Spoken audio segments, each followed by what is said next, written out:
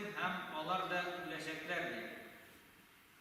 Kişi dünyada küçükmügene yaşasa da ol indi Allah Teala belgilegen vakittan arttırıp yoki kemitib yaşay olmaydi. Hem Allah Teala belgilegen vakit kadargina ol bu dünyada yaşay. Hem şuna göre ertami so'ngmi kişi baribir o'lacak. Hem kişi qayda hem qayshan onun o'limi kelajagini bilmaydi. Allah Teala aytdi: "Ve ma tadri nefsun mada taksibu gada ve ma tadri nefsun bi ayyi ardin tamut." Kişi o'zi bilan ertaga narsa bo'lasin, hem qaysi yerda o'lasin bilmaydi.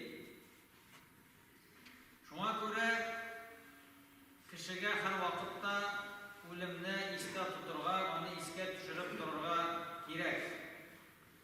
Peygamberimiz sallallahu aleyhi ve sellem bir hadisde aytgan, o'limni esga olish turunda "Akfiru min zikri hadimin lazzat."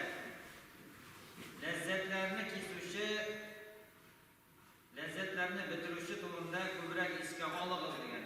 Ya'ni o'limni ko'proq esga oling'iz degan.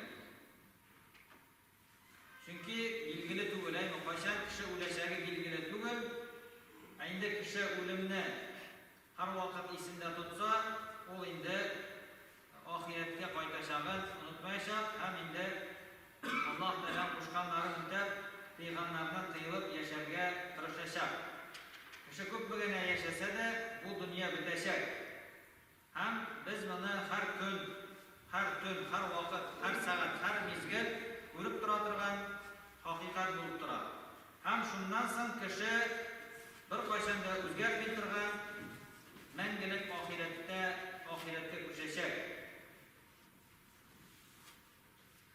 Alloh taolo kishilarni qabrdan chiqargach, ham hisob uchun yig'gach, ularni, ya'ni kishilarni kengligi ko'klar ham yerga tegiz bo'lgan taqvolar uchun azirlangan jannatga yoki yog'ilug'i kishilar ham toshlar bo'lgan kafirlar uchun azirlangan jahannamga kiritashak.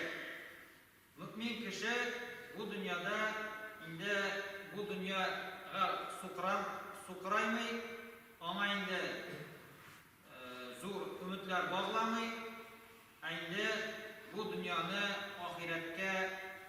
oxiratda o'mush yiyu o'rni etib qo'llanadi. Payg'ambar sallallohu alayhi vasallam har vaqtda endi o'zining sahobalari ham ummatdan shu narsaga e'tiborlarini jalb etgan. Ya'ni kishini bu dunyoni oxiratga foyda keltiradigan egin o'tirtuv o'mush yig'tirgan, egin o'tirtib oxiratda o'mush yig'tirgan o'rin etib kishilarga yetkazilga, ularga anlatırga, kishilarning e'tiborlarini shu narsaga yo'naltirga Peygamber sallallahu aleyhi ve sellem yo'naltgan.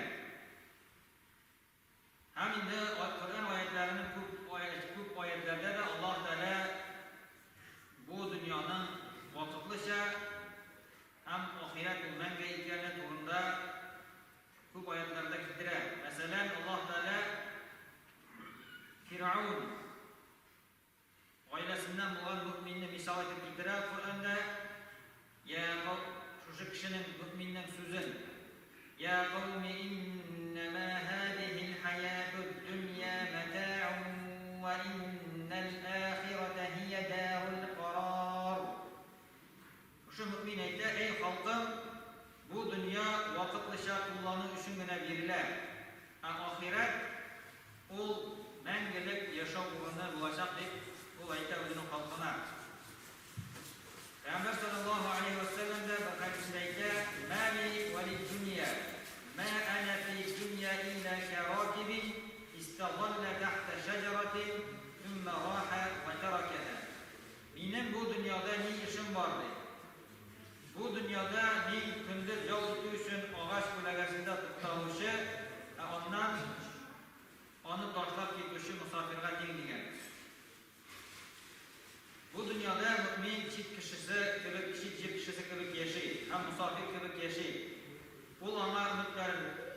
нәфесләнмый, аның зиннәтләренә кызыкмый, алданмый, ул үзенә бәйле булган шушы әйтик дөньядагы булган әйтик нәрсәләр аның әйтик тырышлыгын куюга лаек түгел. Чөнки мәңгелек яшәү өчен бу дөнья бирелмәгән. Инде кеше бу дөньядан күчеп китәчәк һәм бу дөньяны шу ахиратында файда китерә торган нәрсәләргә генә үзенең әйтик көчен ул сарыф итә.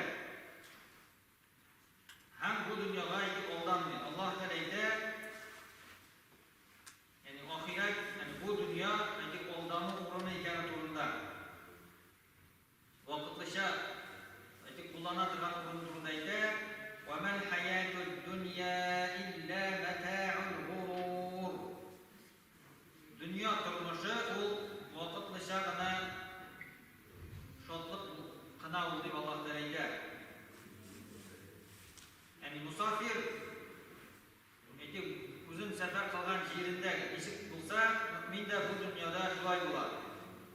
Мусафир кеше күпме генә сәфәрдә булса да, ул анда әйтик, яшәргә калмаячак инде, һәрвакыт үзенең әйтик ватанына кайтырга омтылачак.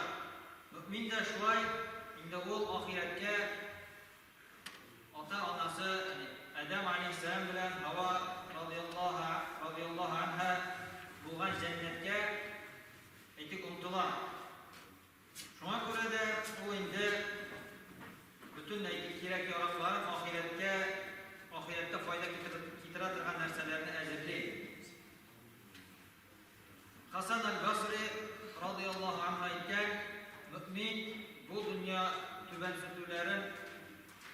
түбәнсетүләреннән куркмаучы, аның шөһрәтләренә омтылмаучы мусафирга тиң, кешенең үз тормышлары аның үзенеке дигән. Яни кеше үзенекен генә, үзенең тормышын карый һәм ахиратка әзерләнә. Мусафир инде сәфәре өчен кирәк-яраклар әзерли. Шулай ук мөмин инде үзенең сәфәренә, яни ахиратка үзенең кирәк-яракларын әзерли. Инде иң яхшы кирәк-ярак ул инде Аллаһ Тәгаләдән курку, тақвалык. Аллаһ Тәгалә Куръанда әйтә: "Ва тазавваду фа инна хайраз зади тақва ваттақуни я улил албаб." Кирәк-яраклар туплагыз.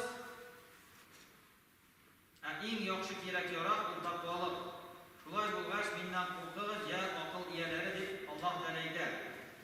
Пәйгамбәр саллаллаһу алейхи ва саллям бер хадисендә әйтә: "Юкани хамсан кабла хамсин." 5 әйбер килгәнче 5 әйберне кулланып кал дигән. Шәбабәкә кабла харамик. Картлыгың килгәнче яшьлегеңне кулланып кал дигән. Ва сиххатәкә кабла сaqamik. Сәламәтлегеңне кулланып кал авыру килгәнче. Ва гынаәкә кабла фақрик. Байлыгыңны фақирлек килгәнче кулланып кал. Ва фарагәкә кабла шагълик. Буш вакытыңны кулланып кал. Мәшгуль булганчыга кадәр. Ва хаятәкә кабла маутик. Һәм бу тормышыңны кулланып кал, үлемең килгәнче кадәр. Мөселман кеше шушы аятларны, хадисларны истә тотып, инде үзенең тормышын ахиратка әзерләнү белән мәшгуль итә. Чөнки ул белми кайчан үләчәген, шуңа күрә ул һәрвакыт әзер булырга әзерләнә. Һәм ахиратка инде шушы иң кирәкле булган кирәк-яракларны, тақвалыкны, ягъни Аллаһ белән кушкандарын үтәп, тыйганнардан тыелып, яшәүне үзенең тормышының кануннары итеп ала һәм шуның белән үзенең тормышын үткәрә. Аллаһ Тәгалә барчаларыбызга да ахиратка әзерләнүчеләрдән булырга насыйп итсә иде, кирәкле файдалы гыйлемнәр алып, Аллаһ Тәгалә кушканнарын үтәп, тыйганнардан тыелып, мөмин мөселман булып яшәргә насыйп әйләсә иде. Ва aqulu qawli hada wa astaghfirullah li في جماعة